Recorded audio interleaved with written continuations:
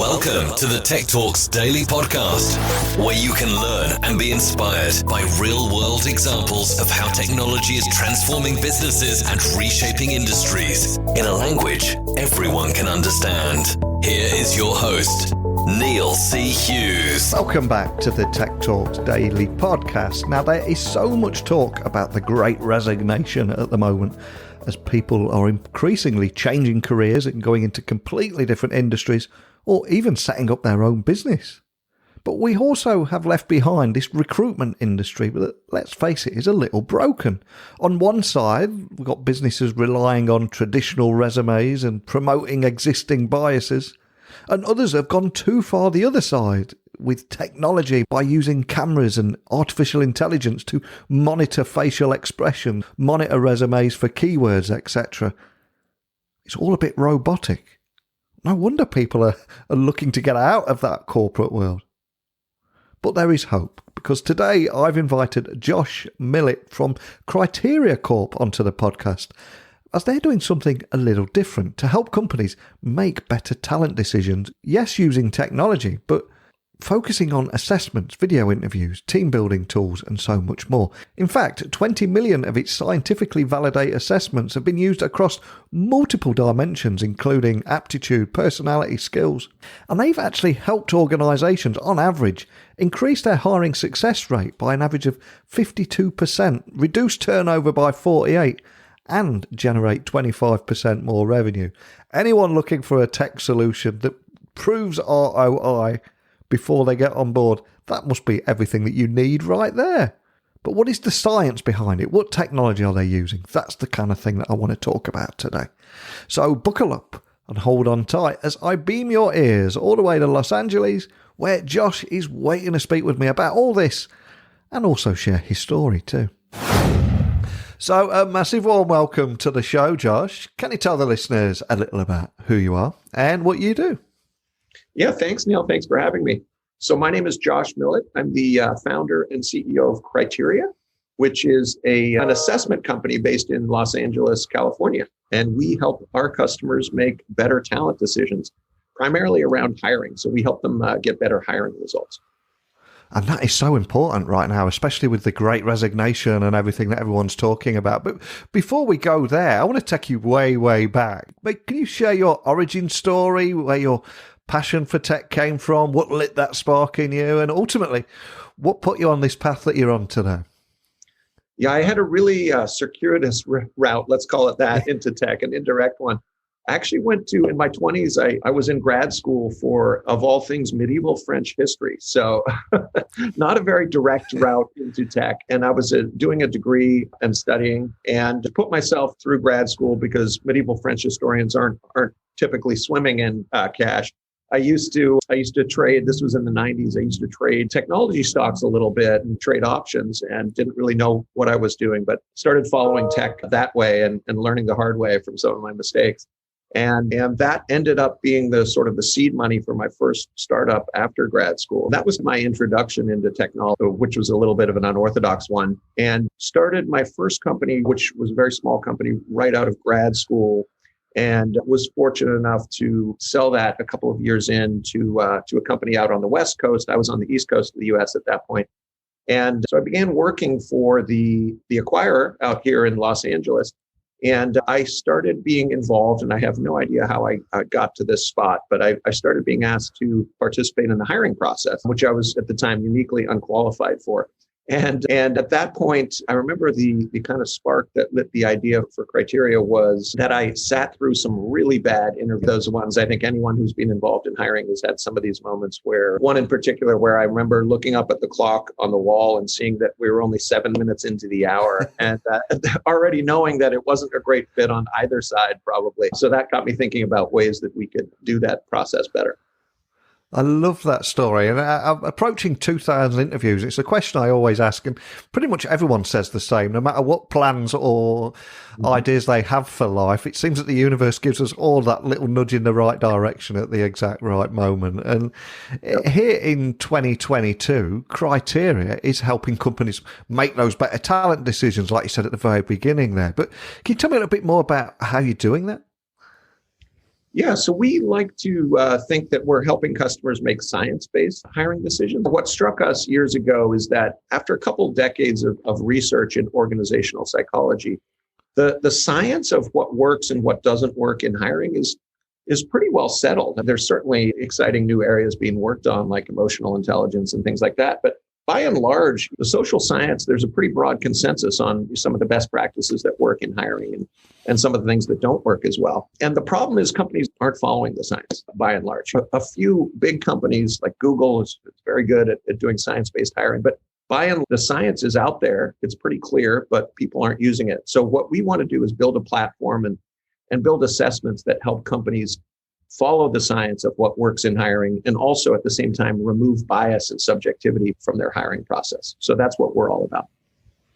And before you came on the podcast, I was doing a little bit of research on you guys, and I read about your belief that the predominant hiring model centered around resumes actually consistently just produces bad outcomes and exacerbates bias. And it just felt so refreshing to hear that. But can you expand on that belief and what helped you come to that conclusion? I suspect many people listening will be nodding in agreement, but can you share your belief there?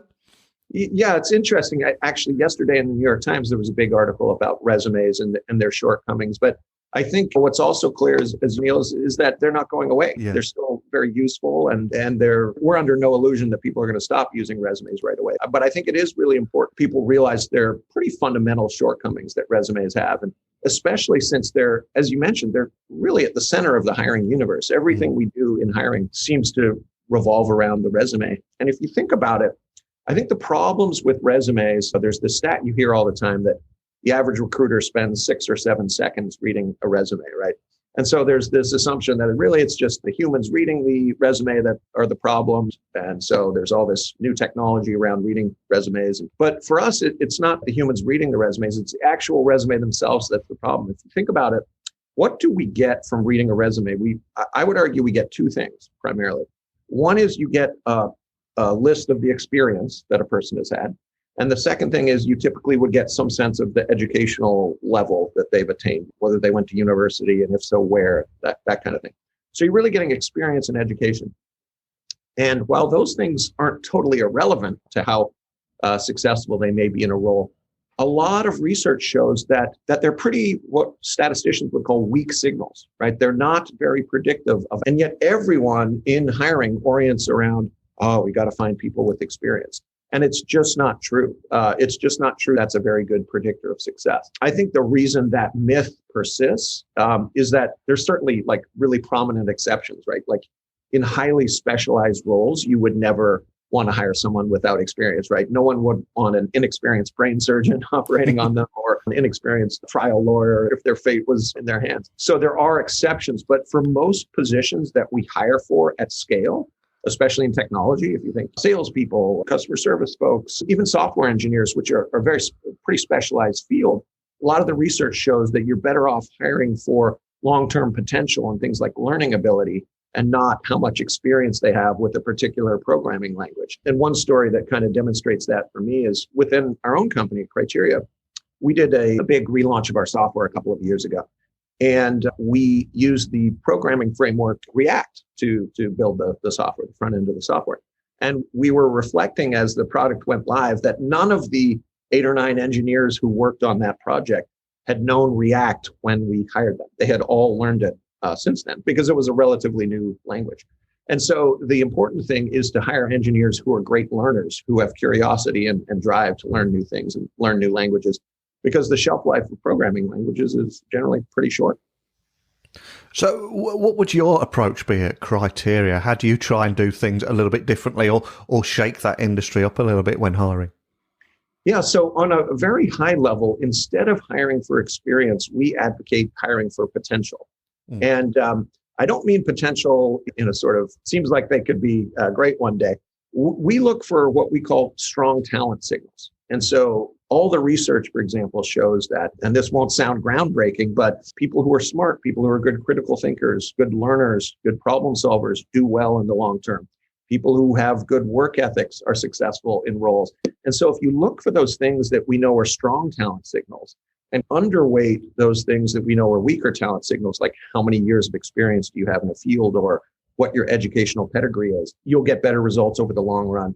And by the way, you'll also get another benefit, which is if you underweight education and experience, you'll also have better diversity results. And that's you'll hire more diverse teams. And that's something that a lot of technology focusing on these days as well. And the reason for that comes back to the same problem with resumes. If you're hiring for education and experience and you're really over-indexing those things, especially experience, you're not going to have a very diverse team because you're going to be modeling your workforce of the future off of the workforce of the past if you're demanding a certain amount of experience. So it's not a way to really effectively diversify your workforce. And I'm curious, as this is a tech podcast, I've got to ask, what about the technology? How are you using technology to make all this possible? Is there anything you can share around that?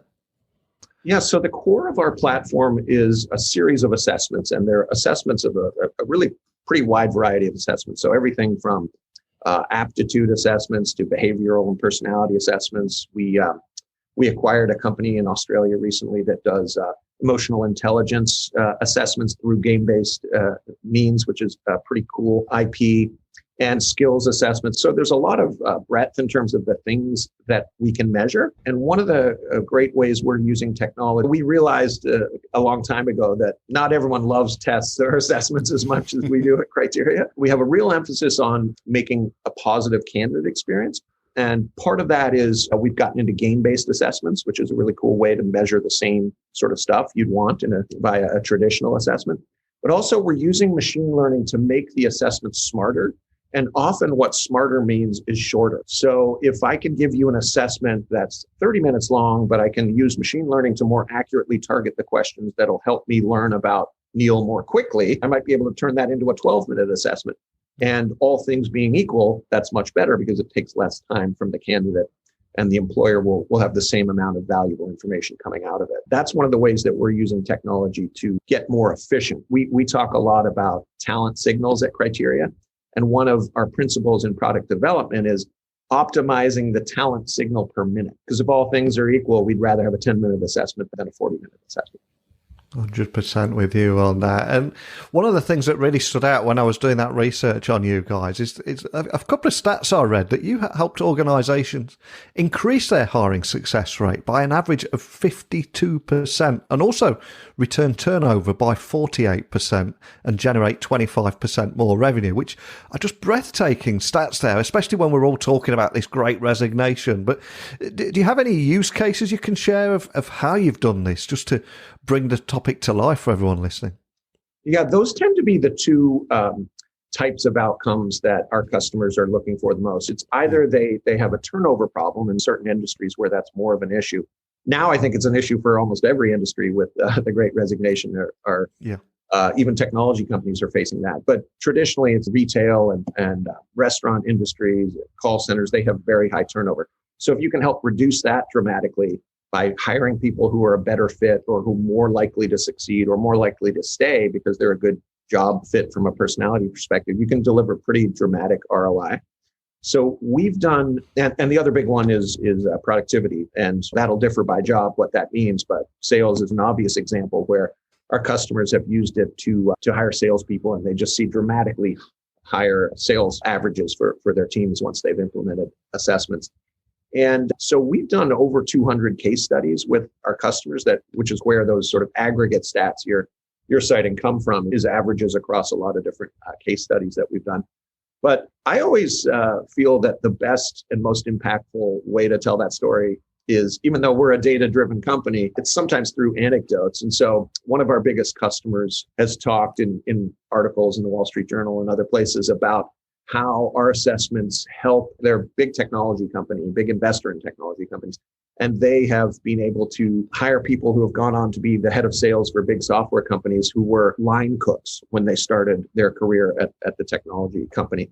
Because it does help you look beyond the resume and it's particularly useful in terms of providing an indication of talent in unorthodox ways, like finding people in other industries who might have an aptitude for a totally different field because of some of their characteristics. And we have a lot of those stories within Criteria as well. So our best salesperson in the last couple of years was a physiotherapist when we hired her. And so had no history really. And we have all these stories within criteria of people coming into engineering, for example, from completely unrelated fields, having just been through like a boot camp, for example. It's a really great way to spot talent. And that's especially important in this. You talked about the Great Resignation, and I'm someone who believes that when you hear all this stuff in the press about the Great Resignation, it makes it sound like it's an episode and it's going to end soon. And I think the labor market has changed in really big structural ways, and we're going to have higher turnover forever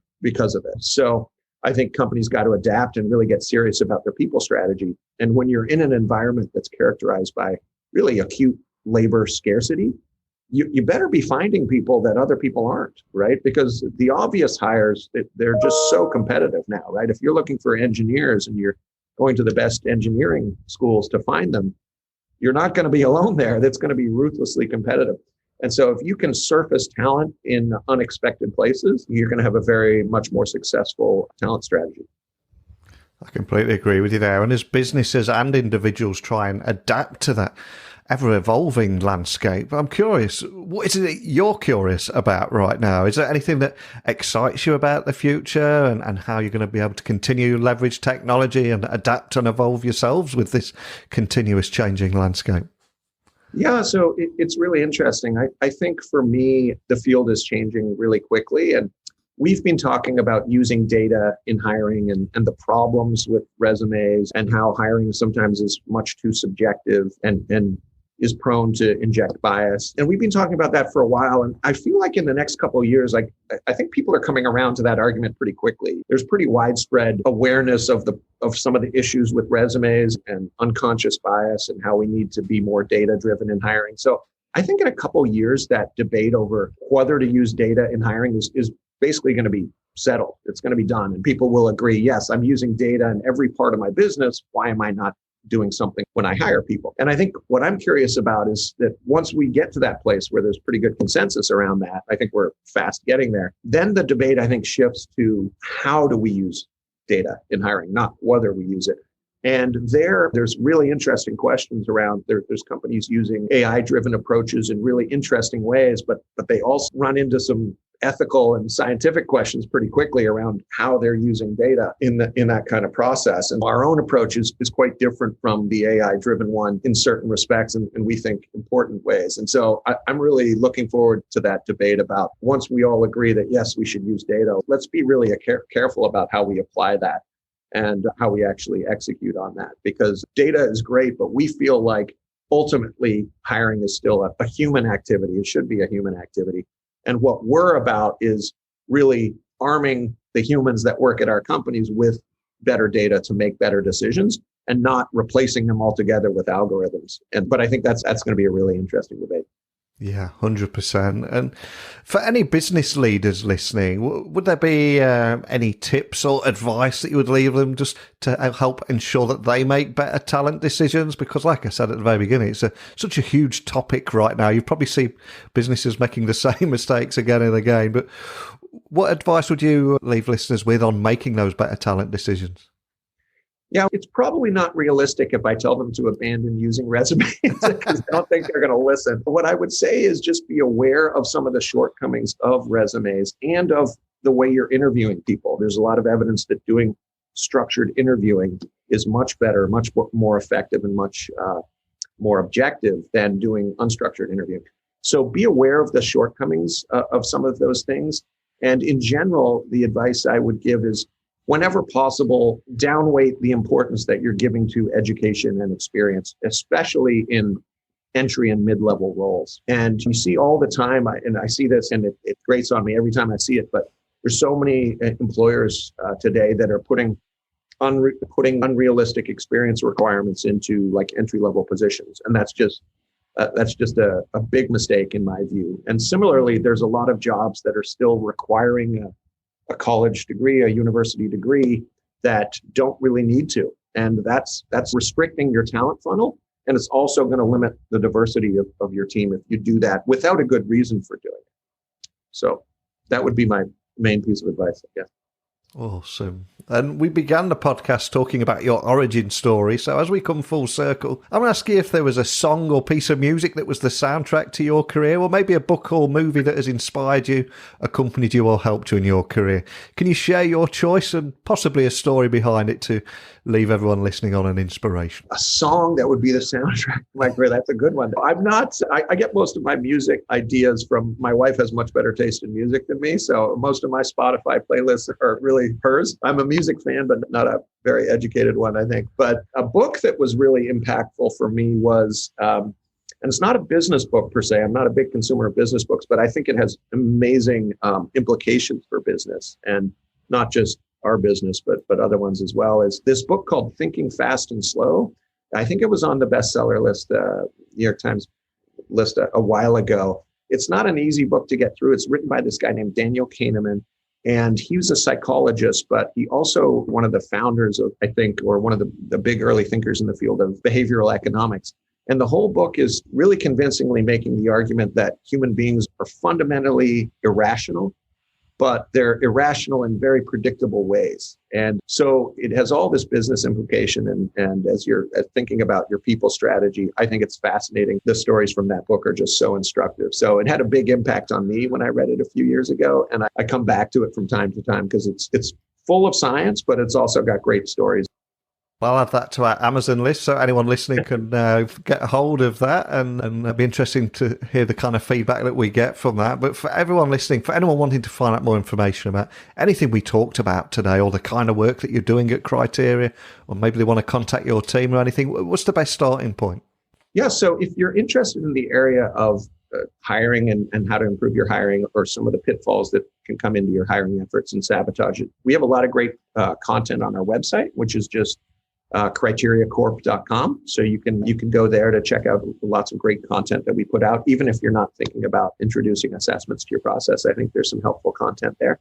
And I'm also on LinkedIn. So if you want to contact me directly. Thank you so much for joining me today. I'll add all those links to the show notes so people can find you nice and easily. But when I was looking at Criteria before you came on today, just the numbers that stood out for me was that 20 million scientifically validated assessments across multiple dimensions, across things like aptitude, personality and skills, created all over the world that you've done these. And the actual results of increasing hiring rates by 52%, reducing turnover by 48%, big numbers. So thank you so much for taking the time to share that, but also sharing your very personal story too. I really appreciate it. And hopefully we can stay in touch and do this again in the future. But thanks for joining me today, Josh. Thanks so much for having me, Neil. This was fun. I just love how Josh and his teams have a simple tool using technology as well to help companies practice science-based talent management. And as a result, they're producing better outcomes and reducing the impact of bias. That's got to be a step forward in progress, hasn't it? And I loved also hearing more about the science of what works and what doesn't work in hiring. And I am hopeful that companies are going to stop ignoring that and try something different. But as always, let me know your insights, experiences, good and bad, with technology and recruitment and in anything in between. And you can do that by emailing me, techblogwriter@outlook.com, Instagram, Twitter, LinkedIn at Neil C. Hughes, and my website is techblogwriter.co.uk, where we have over 2,000 interviews on there and also a number of ways you can work with me. I will see you here tomorrow, lurking in your podcast feeds, but thank you for listening. And until next time, don't be a stranger. Thank you for listening to the Tech Talks Daily Podcast with Neil C. Hughes. Remember, technology works best when it brings people together.